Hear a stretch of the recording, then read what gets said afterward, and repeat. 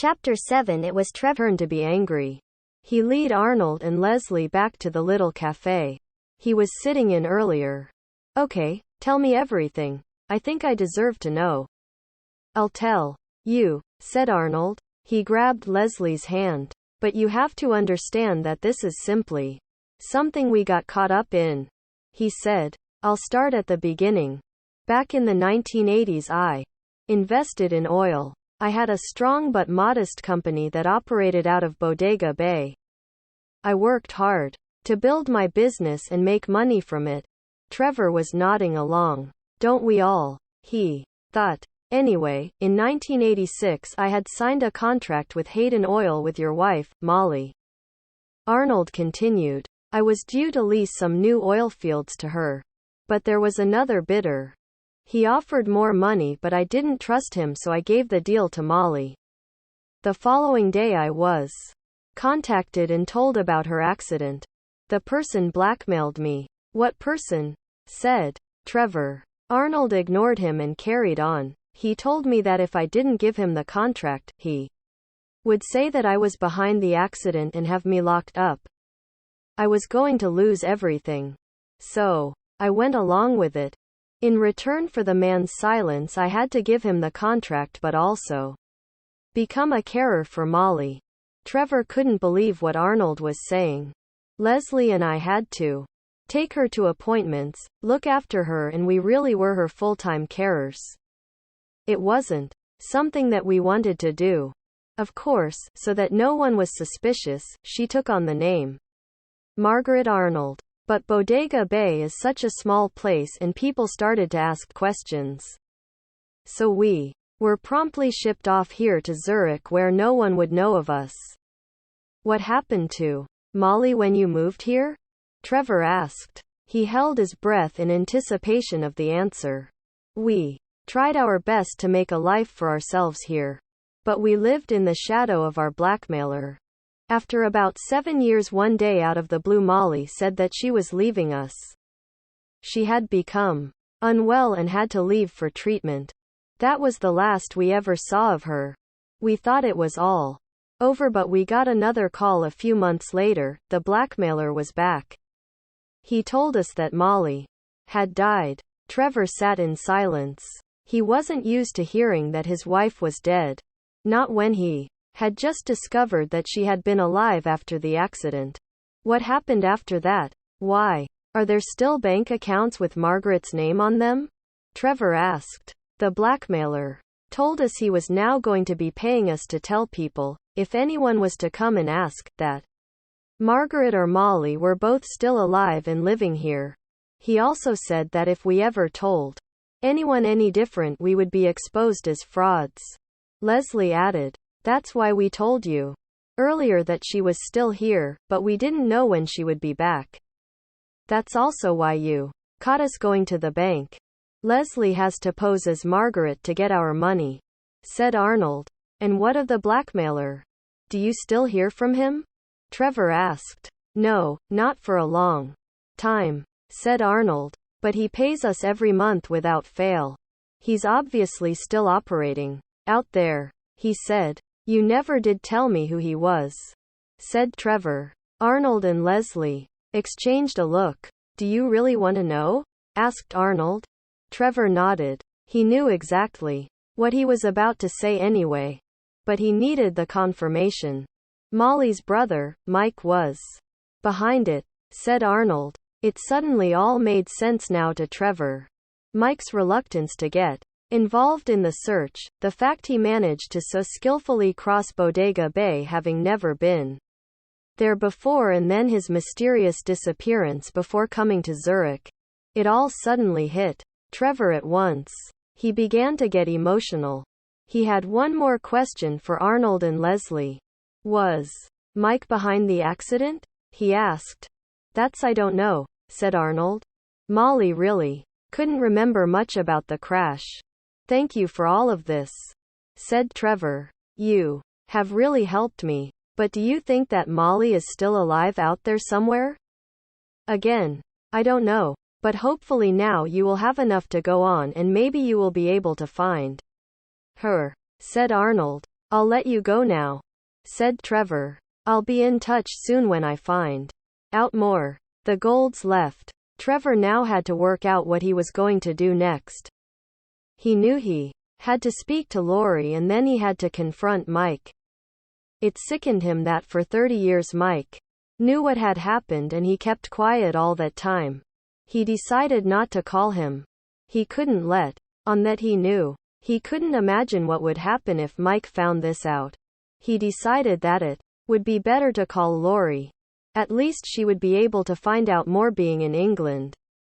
The evening was coming in and Lori was still eagerly awaiting any sort of word from her dad. She had done everything she could have done.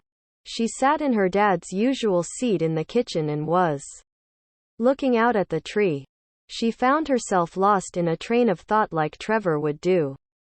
She found herself coming back to the present when her phone rang.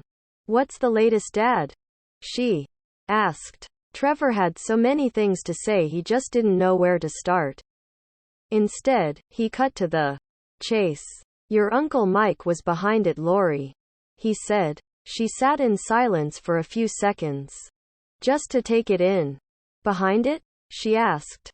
He had her sent away to live with that couple, and blackmailed them not to tell anyone, Trevor said. He knew it sounded ridiculous. Is she still alive? She asked. I don't know. The last the Golds heard she had passed away. But I think Mike will know what happened, Trevor said. This is so much to take in. Lori said. What is our next plan? Right, we don't mention anything to Mike until we know for sure. But that's where I need you. You have to have a look in the offices for any documents about your mother or the Golds, Trevor said. I wouldn't even know where to start. She said. Mike's safe. Look in there, Trevor replied. I think if there will be anything, it'll be in there. I'm going to fly back as soon as I can and come and help you. But for now, don't say anything. Okay, Dad, but be back as soon as you can. I'm scared in case Mike finds all this out, Lori said. Trevor could hear the fear in her voice. Don't worry, said Trevor. It'll be fine. I'll make sure you are safe. Trevor hung up and got himself ready to get to the airport. He couldn't believe that in just a few short days the investigation had unraveled. He was getting a bit nervous himself, but he was also ready to fight and confront his liar of a brother-in-law that he had worked with, cared for and helped over the last 30 years. He felt that cough come back. He hoped that this wouldn't last much longer. It was beginning to really take a toll on his health. He needed for this all to be over so he could go home and rest. He waited for the flight back home in trepidation of just what was going to happen next.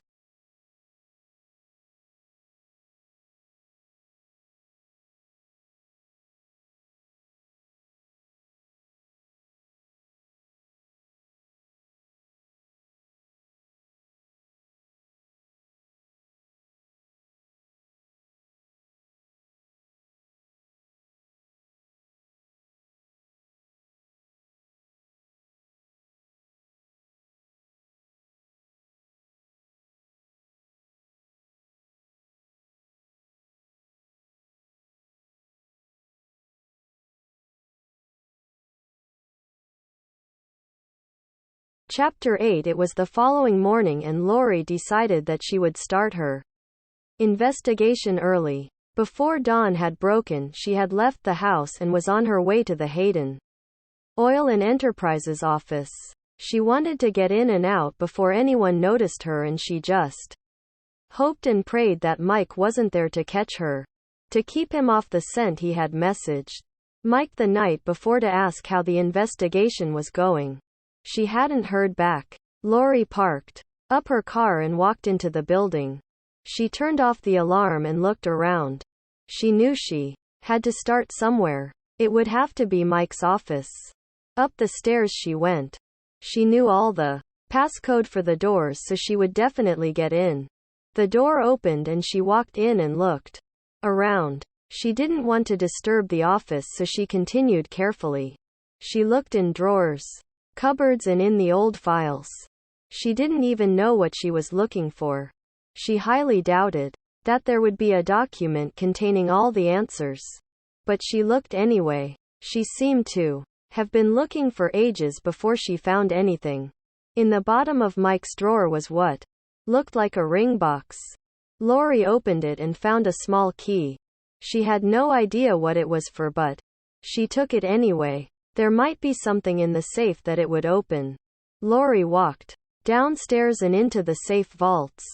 This was a huge area in the basement, and each member of the family and staff were all given their own vault to keep their treasures, important documents and personal artifacts in. She knew she was breaking so many rules being in there after hours. Never mind searching through someone else's vault. She got to the door of Mike's vault and hesitated for a few seconds before she put in the passcode. She wasn't sure what she was about to find in there. She powered through and pressed in the passcode. The door swung open. Searching for a few seconds to find the light, she switched it on and looked around. At first glance it looked quite normal. Filing cabinets, wall to wall filled with documents, and a few suitcases. She began opening the cabinets and looked through them. There was nothing startling jumping out at her.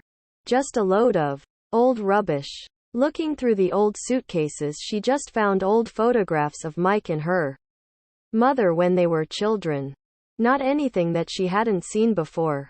There had been a few other keepsakes that Mike had in there, seashells, programs from theater shows, and so on. Lori searched for over an hour and hadn't turned up any results. She was about to give up when something on the top shelf caught her eye. It was a metal, red box with a padlock on the front. It had been pushed to the back of the shelf, and if she hadn't looked up from where she was standing, she would have missed it completely. She stood on some old boxes to get a better chance of reaching it, and even then only just managed to get a hold of it. She pulled at the padlock, but it wouldn't budge. She then remembered the key she had found in the office upstairs. She took it from her pocket and tried it in the lock. It fit. She turned it. She removed the padlock and took a second just to take a quick breath before she opened it. The box was filled with documents. As she lifted one out at a time, she looked as the story began to unravel.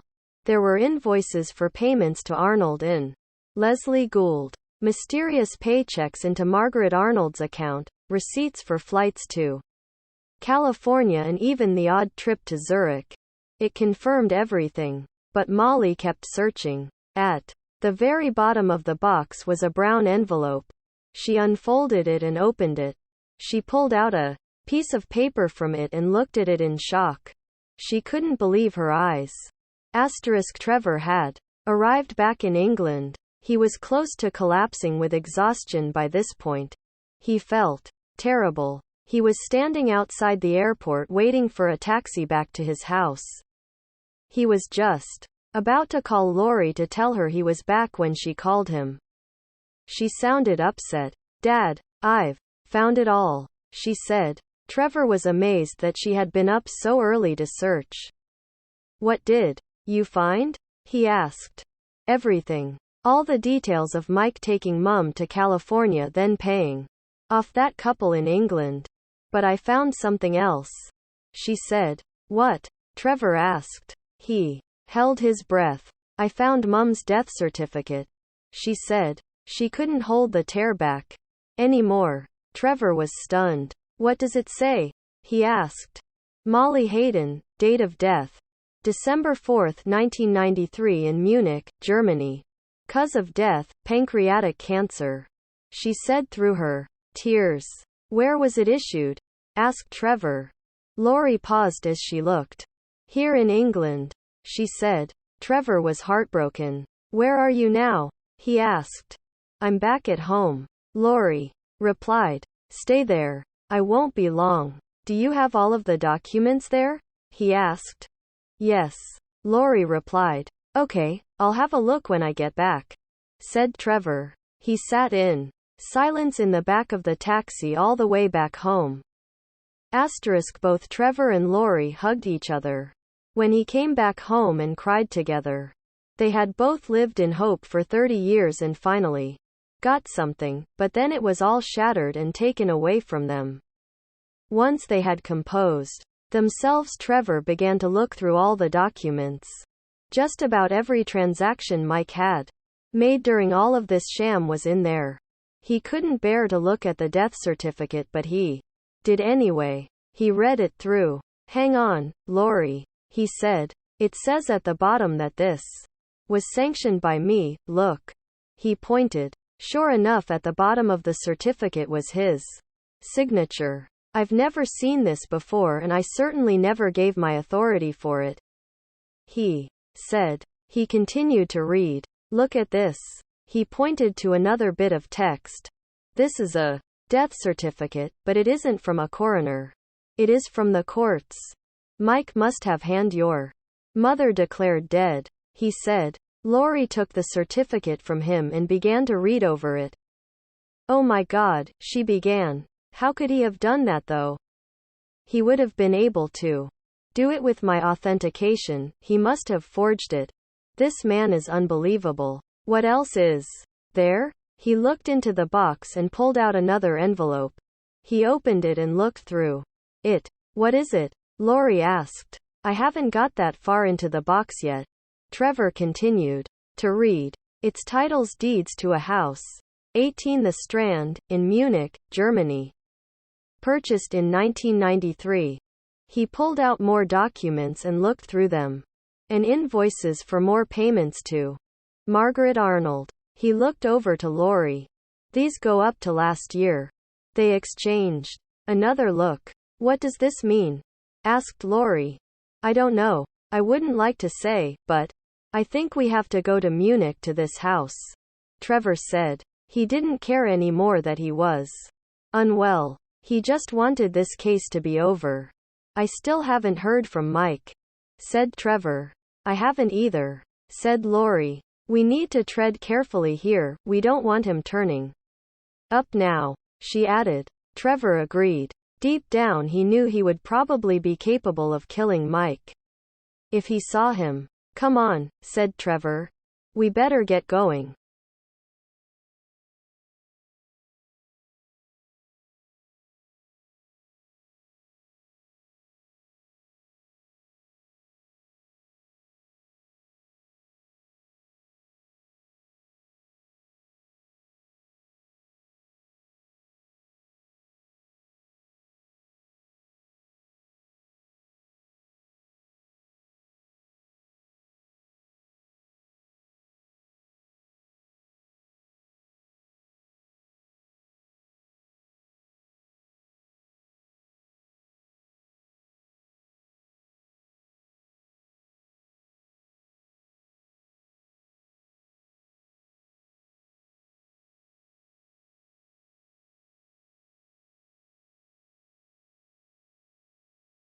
Chapter 9. Munich was hot and humid.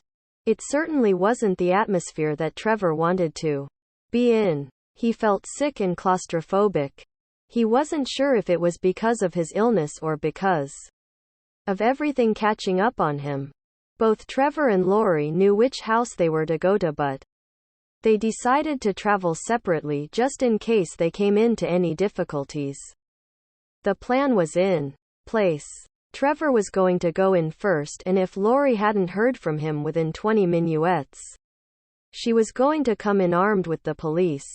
They didn't know who was going to be waiting for them in the house, if anyone, but they certainly didn't want to take any chances.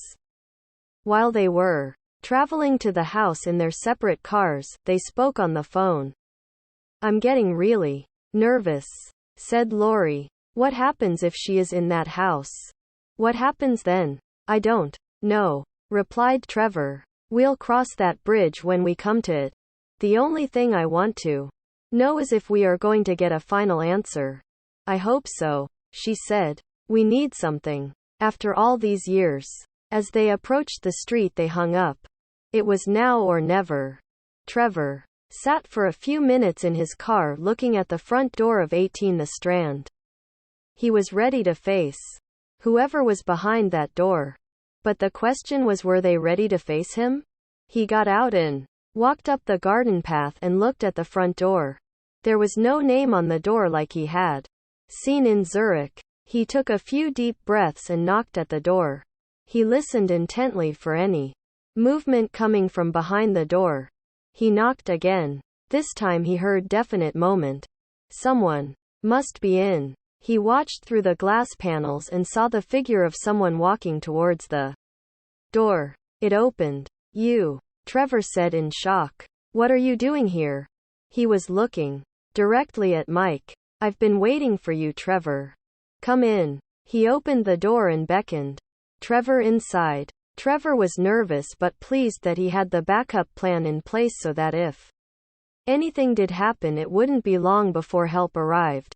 Trevor walked into the house and stood in the kitchen. You better start talking, fast, said Trevor. He was trying to keep calm, but he knew it wouldn't take much for him to erupt. I know you are behind it all. You bastard. Why? Mike, why? He could feel the rage start to build. I trusted you and treated you like my own brother. I know, Trev. Please hear me out, said Mike. Trevor could detect the fear in his voice. Okay, start talking, said Trevor. I never meant for any of this to happen. None of it. I never meant for the accident. I only wanted to scare her, Mike said. You caused the crash? Trevor asked. Yes. I fell out with her. She took that Gould deal from right under my nose. I was angry. I followed her home that night just to talk to her. Maybe frighten her a little. But I got too angry and rammed the back of her car. She must have lost control and went over the edge. The car blew up. I'm sure she was dead, Mike said. His fear had turned into upset. I looked over the edge and saw her, still alive, but badly hurt. I could barely recognize her because of the burns. I panicked. I used my car phone and got hold of Arnold Gould. He had contacts in, would be able to help. He helped me get her flown out to Bodega Bay. I planned to come clean and tell you right away, but Gould started talking money and deals and taking over the company. That's when I got thinking. So you did this for your own greed? Shouted Trevor. I never meant for it to happen, Trev. I promise you that. The money started to roll in and I realized that if I changed her identity and paid Gould off, I could have them all sent away. I would be making millions a day from it. Money talks, and if that cold-hearted bitch had never double-crossed me in the first place, I would have never done it. Don't turn this around, Mike. So what, you have an argument and that leads you to attempted murder, fraud, and God only knows what else? Trevor said. Please believe me, I didn't set out to do it. After 7 years I was able to have her declared legally dead. I had her death logged over here in England to use her shares of the company to make more deals. Of course I still had to maintain that she was alive in Europe so that if I was questioned I could say she was still here and gave me permission to do it. That's why I paid the Goulds through the Margaret Arnold account. You really did think it all through, didn't you? What happened to Molly? Trevor asked. I don't know. I bought her this house and paid her to live in silence. Otherwise I said she would suffer. Mike said. He sounded incredibly guilty. So you blackmailed her and threatened her just to suit yourself. Where is she, Mike? Trevor didn't know what to do. I haven't seen her for some time. I knew once you were on to me that you would look in the safe and find me. I came here to actually warn her you were on the way, but when I got here she was nowhere to be seen. So she is still alive? Trevor asked. As far as I know, yes. But honestly, Trevor, I don't know where she could be. Anywhere, said Mike. Trevor was about to turn and leave, but he stopped. I have waited 30 years, Mike, to get some sort of answer about what happened to Molly. I've thought she's dead. In the past, I thought she could easily just turn up at any second. But what I didn't expect was That someone so close to my heart would be behind it all. I've always dreamed about finding out what happened, especially to find the person that ran her off the road, and for that, you deserve this. Without a second thought, he smacked Mike, casing him to fall to the floor. You deserve much more than that, but I'm ill and don't have much time left. I don't want to cause myself any more damage than has already been done. Trevor quickly looked at his watch. He only had a few minuets left before Lori and the police would arrive. Not long to keep Mike talking. I'll make sure you rot in hell for this. No prison in this world is good enough for you. Trevor was tempted to have another swing for him. But what was the point? There was a knock at the door. I think your time is up, Mike, said Trevor. He opened the door and the police came in. Trevor pointed towards Mike. Take him away, I don't want to see him ever again, he said. The police, reliably informed, handcuffed Mike and led him from the house. I'm so sorry, both of you, Mike said as he was led out the door. Trevor and Lori both ignored him. Dad, what about Mom? Lori asked. Where is she? I still don't know. She lived here and Mike said he'd come to warn her that we were on our way.